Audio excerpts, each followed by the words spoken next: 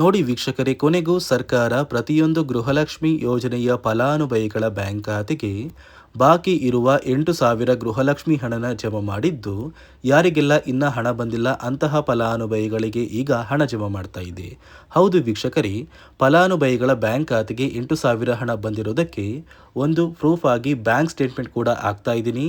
ಇದೇ ರೀತಿ ನಿಮ್ಮ ಬ್ಯಾಂಕ್ ಖಾತೆಗೂ ಕೂಡ 8,000 ಗೃಹಲಕ್ಷ್ಮಿ ಯೋಜನೆಯ ಹಣನ ಸರ್ಕಾರ ಇಂದು ಭಾನುವಾರ ಮಾರ್ಚ್ 22 ಮತ್ತು ನಾಳೆ ಸೋಮವಾರ ಮಾರ್ಚ್ 23 ಈ 2 ದಿನಗಳಲ್ಲಿ ಕರ್ನಾಟಕದ ಪ್ರತಿ ಫಲಾನುಭವಿಗಳಿಗೆ ಜಮಾ ಮಾಡ್ತಾ ಇದ್ದು, ಯಾವ ಜಿಲ್ಲೆಗಳಿಗೆ ಸರ್ಕಾರ ಹಣ ಜಮಾ ಮಾಡ್ತಾ ಇದೆ ಅಂತ ತಿಳಿಸ್ಕೊಡ್ತಾ ಇದ್ದೀನಿ. ಮತ್ತು ಗೃಹಲಕ್ಷ್ಮಿ ಹಣನ ನೀವು ಪಡಿಬೇಕು ಅಂದರೆ ಗೃಹಲಕ್ಷ್ಮಿಗೆ ಮರು ಅರ್ಜಿನ ಹಾಕೋದು ಕಡ್ಡಾಯ ಅಂತ ಸರ್ಕಾರ ಆದೇಶ ಕೂಡ ಕೊಟ್ಟಿದೆ. ಅದೇ ರೀತಿ ರೇಷನ್ ಕಾರ್ಡ್ದಾರರಿಗೂ ಕೂಡ 3 ಭರ್ಜರಿ ಗುಡ್ ನ್ಯೂಸ್ನ ಕೊಟ್ಟಿದ್ದು, ಆ ಒಂದು ಗುಡ್ ನ್ಯೂಸ್ ಏನು ಅಂತ ಕೂಡ ನಾನು ನಿಮಗೆ ತಿಳಿಸ್ಕೊಡ್ತಾ ಇದ್ದೀನಿ. ಅದಕ್ಕಿಂತ ಮೊದಲು ನೋಡಿ ವೀಕ್ಷಕರೇ, ನೀವೇನಾದ್ರೂ ಇನ್ನೂ ಕೂಡ ನನ್ನ ಚಾನಲ್ನ ಸಬ್ಸ್ಕ್ರೈಬ್ ಆಗದೆ ಹಾಗೆ ವಿಡಿಯೋ ನೋಡ್ತಾ ಇದ್ರಿ, ದಯವಿಟ್ಟು ಪ್ರತಿಯೊಬ್ಬರು ಚಾನಲ್ನ ಸಬ್ಸ್ಕ್ರೈಬ್ ಮಾಡ್ಕೊಳ್ಳಿ, ಹಾಗೆ ವಿಡಿಯೋಗೆ ಒಂದು ಲೈಕ್ನ ಕೊಡಿ. ಹೌದು ವೀಕ್ಷಕರೇ, ಇದೀಗ ಕೊನೆಗೂ ಸರ್ಕಾರ ಗೃಹಲಕ್ಷ್ಮಿ ಯೋಜನೆಯ ಫಲಾನುಭವಿಗಳ ಬ್ಯಾಂಕ್ ಖಾತೆಗೆ ಬಾಕಿ ಇರುವ 4 ತಿಂಗಳ 8,000 ಹಣನ ಜಮಾ ಮಾಡುವುದಾಗಿ ಪ್ರತಿ ಫಲಾನುಭವಿಗಳಿಗೆ ಸರ್ಕಾರ ಭರ್ಜರಿ ಗುಡ್ಡಿಸ್ನ ಕೊಟ್ಟಿದ್ದು, ಈ ಹಿಂದೆ ಯುಗಾದಿ ಹಬ್ಬದಲ್ಲಿ ಸರ್ಕಾರ ಈ 8,000 ಹಣನ ಜಮಾ ಮಾಡಿತ್ತು. ಆದರೆ ಇನ್ನೂ ಕೂಡ ಸಾಕಷ್ಟು ಫಲಾನುಭವಿಗಳು ನಮ್ಮ ಬ್ಯಾಂಕ್ ಖಾತೆಗೆ ಹಣ ಬಂದಿಲ್ಲ ಅಂತ ಯಾರೆಲ್ಲ ಹೇಳ್ತಾ ಇದ್ರಿ, ಇಂತಹ ಪ್ರತಿ ಫಲಾನುಭವಿಗಳಿಗೆ ಇದೀಗ ಕೊನೆಗೂ ಸರ್ಕಾರ ಮಾರ್ಚ್ 22 ಭಾನುವಾರದಿಂದ ನಿಮ್ಮ ಬ್ಯಾಂಕ್ ಖಾತೆಗೆ 4 ತಿಂಗಳ ಗೃಹಲಕ್ಷ್ಮಿ ಯೋಜನೆಯ 8,000 ಹಣನ ಜಮಾ ಮಾಡ್ತಾ ಇದೆ. ಈಗಾಗಲೇ ಬಾಗಲಕೋಟೆ, ಬೆಂಗಳೂರು ನಗರ, ಬೆಂಗಳೂರು ಗ್ರಾಮಾಂತರ, ಬೆಳಗಾವಿ, ಬಳ್ಳಾರಿ, ಬೀದರ್, ವಿಜಯನಗರ, ಚಾಮರಾಜನಗರ, ಚಿಕ್ಕಬಳ್ಳಾಪುರ, ಚಿಕ್ಕಮಗಳೂರು, ಚಿತ್ರದುರ್ಗ, ದಕ್ಷಿಣ ಕನ್ನಡ, ದಾವಣಗೆರೆ, ಧಾರವಾಡ ಮತ್ತು ಗದಗ ಈ ಜಿಲ್ಲೆಗಳ ಪ್ರತಿ ಫಲಾನುಭವಿಗಳಿಗೆ 2 ತಿಂಗಳ 4,000 ಹಣ ಜಮಾ ಆಗಿದ್ದು, ಬಾಕಿ ಇರುವ 2 ತಿಂಗಳ 4,000 ಹಣ ಬರ್ತಾ ಇದೆ. ಅದೇ ರೀತಿ ಕಲಬುರಗಿ, ಹಾಸನ, ಹಾವೇರಿ, ಕೊಡಗು, ಕೋಲಾರ, ಕೊಪ್ಪಳ, ಮಂಡ್ಯ, ಮೈಸೂರು, ರಾಯಚೂರು, ರಾಮನಗರ, ಶಿವಮೊಗ್ಗ, ತುಮಕೂರು, ಉಡುಪಿ, ಉತ್ತರ ಕನ್ನಡ ಮತ್ತು ಯಾದಗಿರಿ ಈ ಜಿಲ್ಲೆಗಳಿಗೂ ಕೂಡ ಈಗಾಗಲೇ 2 ತಿಂಗಳ 4,000 ಹಣ ಜಮಾ ಆಗೋದಕ್ಕೆ ಶುರುವಾಗಿದೆ. ಉಳಿದಿರುವ ಮತ್ತೆ 2 ತಿಂಗಳ 4,000 ಹಣ ಕೂಡ ನಿಮ್ಮ ಬ್ಯಾಂಕ್ ಖಾತೆಗೆ ಬರುತ್ತೆ. ಮೊದಲ ಹಂತದಲ್ಲಿ 26 ಮತ್ತು 27ನೇ ಕಂತಿನ 4,000 ಹಣ ಬರುತ್ತೆ. ಎರಡನೆಯ ಹಂತದಲ್ಲಿ 28 ಮತ್ತು 29ನೇ ಕಂತಿನ ಹಣನ ಸರ್ಕಾರ ಜಮಾ ಮಾಡುತ್ತೆ. ಒಟ್ಟು ಪ್ರತಿಯೊಂದು ಫಲಾನುಭವಿಗಳಿಗೆ 4 ತಿಂಗಳ ಬಾಕಿ ಇರುವ 8,000 ಹಣನ ಜಮಾ ಮಾಡ್ತಾ ಇದ್ದು, ಸುಮಾರು 2,50,000ಕ್ಕಿಂತ ಅಧಿಕ ಮಹಿಳೆಯರ ಬ್ಯಾಂಕ್ ಖಾತೆಗೆ ಈ ಬಾರಿ ಸರ್ಕಾರ ಗೃಹಲಕ್ಷ್ಮಿ ಹಣನ ಕ್ಯಾನ್ಸಲ್ ಮಾಡಿದೆ. ಕಾರಣ ಏನು ಅಂದರೆ, ಈ ಒಂದು ಫಲಾನುಭವಿಗಳು ಗೃಹಲಕ್ಷ್ಮಿ ಹಣನ ಪಡಿಬೇಕು ಅಂದರೆ ಗೃಹಲಕ್ಷ್ಮಿಗೆ ಮರು ಅರ್ಜಿನ ಹಾಕಬೇಕು. ಹಾಗಾದರೆ ಯಾವ ಕಾರಣಕ್ಕೆ ಹಾಕಬೇಕು ಅಂದರೆ, ಸುಮಾರು 2,50,000 ಮಹಿಳೆಯರು ಮೃತಪಟ್ಟಿದ್ದಾರೆ ಅಂತ ಸರ್ಕಾರಕ್ಕೆ ತಿಳಿದು ಬಂದಿದ್ದು, ಈ ಎಲ್ಲ ಫಲಾನುಭವಿಗಳ ಒಂದು ಹೆಸರನ್ನ ಗೃಹಲಕ್ಷ್ಮಿ ಯೋಜನೆಯಿಂದ ಕ್ಯಾನ್ಸಲ್ ಮಾಡ್ತಿದ್ದೀವಿ ಅಂತ ಸರ್ಕಾರ ಆದೇಶ ಕೊಟ್ಟಿದೆ. ಇದೇ ಒಂದು ಕಾರಣಕ್ಕೆ ನಿಮ್ಮ ಮನೆಗೆ ಒಂದು ಸರ್ಕಾರದಿಂದ ನೇಮಕಗೊಂಡ ಅಧಿಕಾರಿಗಳು ಬರ್ತಾರೆ. ಆ ಒಂದು ಅಧಿಕಾರಿಗಳು ಪ್ರತಿ ಫಲಾನುಭವಿಗಳ ಒಂದು ದಾಖಲಾತಿಗಳನ್ನ ಒಂದು ಪುಸ್ತಕದಲ್ಲಿ ಎಂಟ್ರಿ ಮಾಡ್ಕೊಂಡು ಹೋಗ್ತಾರೆ. ಒಂದು ವೇಳೆ ಮನೆಯ ಫಲಾನುಭವಿಗಳು ಏನಾದ್ರೂ ಮೃತಪಟ್ಟಿದ್ರೆ ಅಂದರೆ ಮರಣ ಹೊಂದಿದ್ರೆ ಆ ಒಂದು ದಾಖಲಾತಿಗಳನ್ನ ಕೂಡ ನೀವು ಕೊಡಬೇಕಾಗುತ್ತೆ. ಯಾಕಂದರೆ ಇಲ್ಲಿಯವರೆಗೂ ಸುಮಾರು 2 ಲಕ್ಷದಿಂದ 3 ಲಕ್ಷದವರೆಗೆ ಮಹಿಳೆಯರು ಮರಣ ಹೊಂದಿದ್ದಾರೆ. ಅವರ ಬ್ಯಾಂಕ್ ಖಾತೆಗೆ ಇನ್ನೂ ಕೂಡ ಹಣ ಹೋಗ್ತಿದೆ ಅಂತ ಸರ್ಕಾರಕ್ಕೆ ಒಂದು ಮಾಹಿತಿ ಬಂದಿದೆ. ಅದೇ ಒಂದು ಕಾರಣಕ್ಕೆ ಅಧಿಕಾರಿಗಳನ್ನ ನಿಮ್ಮ ಮನೆ ಬಾಗಿಲಿಗೆ ಸರ್ಕಾರ ಕಳಿಸ್ತಾ ಇದ್ದು, ಒಂದು ವೇಳೆ ಫಲಾನುಭವಿಗಳು ಅಕ್ರಮವಾಗಿ ಗೃಹಲಕ್ಷ್ಮಿ ಹಣನ ಪಡಿತಾ ಇದ್ರೆ ಅಂತಹ ಫಲಾನುಭವಿಗಳ ಒಂದು ಹೆಸರನ್ನ ಗೃಹಲಕ್ಷ್ಮಿ ಯೋಜನೆಯಿಂದ ಸರ್ಕಾರ ಕ್ಯಾನ್ಸಲ್ ಮಾಡುತ್ತೆ.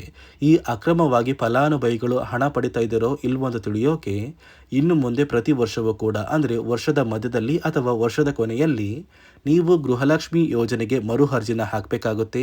ಈ ಮರು ಅರ್ಜಿನ ಹಾಕುವಂತಹ ಸಂದರ್ಭದಲ್ಲಿ ನೀವು ಹೊಂದಿರುವ ಲೈಫ್ ಸರ್ಟಿಫಿಕೇಟ್ನ ಕೊಟ್ಟು ನೀವು ಅರ್ಜಿ ಹಾಕೋದು ಕಡ್ಡಾಯ. ಆ ಅರ್ಜಿ ಹಾಕಿದ್ರೆ ಮಾತ್ರ ಪ್ರತಿ ತಿಂಗಳು ನಿಮ್ಮ ಬ್ಯಾಂಕ್ ಖಾತೆಗೆ ಹಣ ಬರುತ್ತೆ. ಇದೀಗ 4 ತಿಂಗಳ ಪೆಂಡಿಂಗ್ ಇರುವ 8,000 ಹಣನ ನಿಮ್ಮ ಬ್ಯಾಂಕ್ ಬ್ಯಾಂಕ್ ಖಾತೆಗೆ ಸರ್ಕಾರ ಜಮಾ ಮಾಡ್ತಾ ಇದ್ದು, ಈ ಮಾರ್ಚ್ ತಿಂಗಳು ಮುಗಿಯುವಷ್ಟರಲ್ಲಿ ಪ್ರತಿಯೊಬ್ಬರು ಈ ಒಂದು ಹಣನ ಪಡ್ಕೋತೀರಾ. ರೇಷನ್ ಕಾರ್ಡ್ ಹೊಂದಿರುವ ಪ್ರತಿಯೊಂದು ಕಾರ್ಡ್ದಾರರಿಗೂ ಕೂಡ ಸರ್ಕಾರ 3 ಭರ್ಜರಿ ಗುಡ್ಡಿಸ್ನ ಕೊಟ್ಟಿದ್ದು, ಈ ಬಾರಿ ಯುಗಾದಿ ಹಬ್ಬಕ್ಕೆ ಗೃಹಲಕ್ಷ್ಮಿ ಯೋಜನೆಯ ಹಣದ ಜೊತೆಗೆ ನಿಮ್ಮ ಒಂದು ರೇಷನ್ ಕಾರ್ಡ್ಗೂ ಕೂಡ ಸರ್ಕಾರ ಗುಡ್ ನ್ಯೂಸ್ನ ಕೊಟ್ಟಿದೆ. ಇಲ್ಲಿ ರೇಷನ್ ಕಾರ್ಡ್ ಹೊಂದಿರುವ ಪ್ರತಿ ಕಾರ್ಡಿಗೂ ಕೂಡ ಇನ್ನು ಮುಂದೆ ಪ್ರತಿ ತಿಂಗಳು ಸರ್ಕಾರ ಉಚಿತ ಅಕ್ಕಿನ ಕೊಡ್ತಾ ಇಲ್ಲ. ಅಂದರೆ ರಾಜ್ಯ ಸರ್ಕಾರದಿಂದ ಉಚಿತ ಅಕ್ಕಿ ಕ್ಯಾನ್ಸಲ್ ಆಗಿದೆ.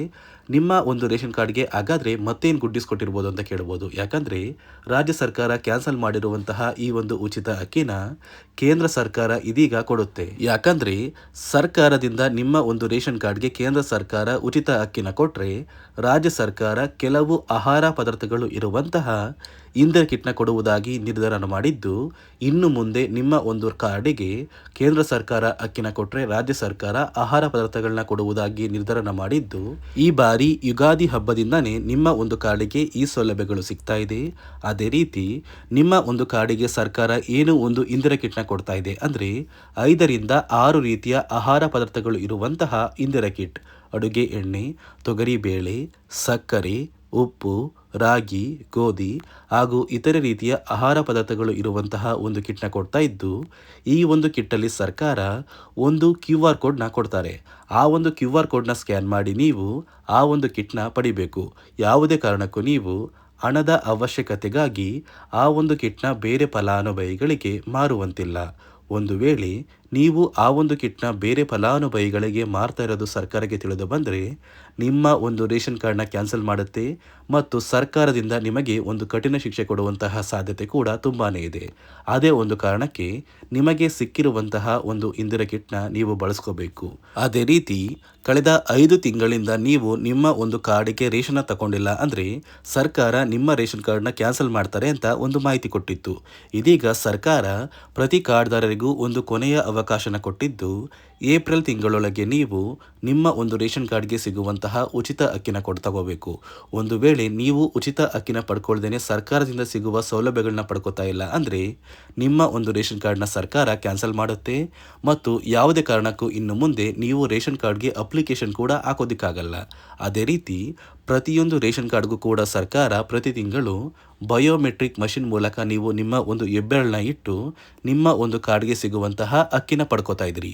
ಇದೀಗ ನೀವು ಅಕ್ಕಿನ ಪಡಿಬೇಕು ಅಂದರೆ ಆ ಒಂದು ಮಷಿನ್ ಮೇಲೆ ನೀವು ನಿಮ್ಮ ಬೆರಳನ್ನ ಇಡುವಂತಹ ಅವಶ್ಯಕತೆ ಇಲ್ಲ. ಯಾಕಂದರೆ ಸಾಕಷ್ಟು ವಯಸ್ಸಾದ ಫಲಾನುಭವಿಗಳು ಅವರ ಬೆರಳನ್ನ ಆ ಒಂದು ಮಷಿನ್ ಮೇಲೆ ಇಟ್ಟಾಗ ಆ ಒಂದು ಮಷಿನಲ್ಲಿ ನಿಮ್ಮ ಒಂದು ಬೆರಳನ್ನ ತಗೋತಾ ಇಲ್ಲ.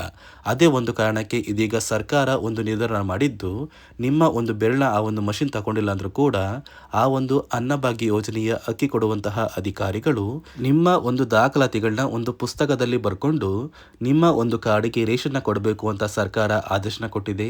ಒಂದು ವೇಳೆ ನಿಮ್ಮ ಒಂದು ರೇಷನ್ ಕಾರ್ಡ್ಗೆ ನಿಮ್ಮ ಮೊಬೈಲ್ ನಂಬರ್ ಲಿಂಕ್ ಆಗಿದ್ರು ಕೂಡ ನಿಮ್ಮ ಮೊಬೈಲ್ ನಂಬರ್ಗೆ OTP ಕಳಿಸಿ ಆ ಒಂದು OTP ಕೊಡೋ ಮೂಲಕ ಕೂಡ ನೀವು ಸರ್ಕಾರದಿಂದ ಸಿಗುವಂತಹ ಸೌಲಭ್ಯನ ಪಡ್ಕೋಬಹುದು. ನೋಡಿ ವೀಕ್ಷಕರೇ, ನಿಮ್ಮ ಬ್ಯಾಂಕ್ ಖಾತೆಗೂ ಕೂಡ ಸರ್ಕಾರದಿಂದ ಇಂದು ಭಾನುವಾರ ಮತ್ತು ನಾಳೆ ಸೋಮವಾರ ಈ 2 ದಿನಗಳಲ್ಲಿ ಕರ್ನಾಟಕದ ಒಟ್ಟು 24 ಜಿಲ್ಲೆಗಳಿಗೆ 4 ತಿಂಗಳ ಗೃಹಲಕ್ಷ್ಮಿ ಯೋಜನೆಯ 8,000 ಹಣನ ಸರ್ಕಾರ ಜಮಾ ಮಾಡ್ತಾ ಇದೆ. ಮಾರ್ಚ್ ತಿಂಗಳು ಮುಗಿಯುವಷ್ಟರಲ್ಲಿ ಪ್ರತಿಯೊಬ್ಬರೂ ಈ 8,000 ಹಣನ ಪಡ್ಕೋತೀರಾ. ಅದೇ ರೀತಿ ರೇಷನ್ ಕಾರ್ಡ್ ಹೊಂದಿರುವ ಪ್ರತಿ ಕಾರ್ಡ್ದಾರರಿಗೂ ಕೂಡ ಸರ್ಕಾರದಿಂದ ಆದಷ್ಟು ಬೇಗ ಸಿಗುವಂತಹ ಪ್ರತಿ ಸೌಲಭ್ಯಗಳು ಕೂಡ ಸಿಗುತ್ತೆ ಅಂತ ಹೇಳ್ತಾ, ಇದಿಷ್ಟು ಸರ್ಕಾರದಿಂದ ಬಂದಿರುವ ಹೊಸ ಮಾಹಿತಿಯಾಗಿದೆ.